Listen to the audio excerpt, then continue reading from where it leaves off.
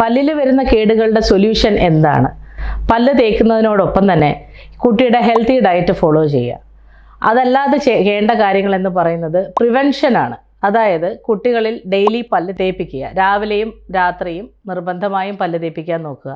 കൊച്ചു കുട്ടികളിൽ, അതായത് ജനിച്ചു വീഴുന്ന കുട്ടികളിൽ മുതലേ നമ്മൾ ഇത് ശ്രദ്ധിക്കേണ്ടതുണ്ട്. കാരണം കുട്ടികൾ മുലപ്പാലാണ് കുടിക്കുന്നത്. മുലപ്പാലിൽ ലാക്ടോസും ഗലക്ടോസും ഉണ്ട്. ഇതെല്ലാം ഷുഗർ കണ്ടൻറ്റാണ്.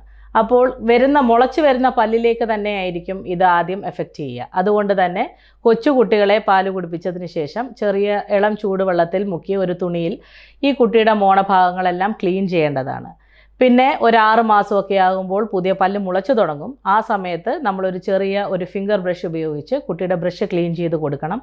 ഇടയ്ക്കിടയ്ക്ക് കുട്ടിയുടെ ചുണ്ട് മാറ്റി നിങ്ങൾ മാതാപിതാക്കൾ നോക്കേണ്ടതാണ്. ചെറിയ വെള്ളപ്പാടുകൾ പല്ലിലുണ്ടോ, കറുത്ത സ്പോട്ടുകളുണ്ടോ എന്നുള്ളത്.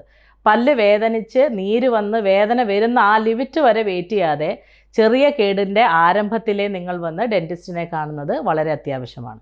Future is Hospital. Health is happiness.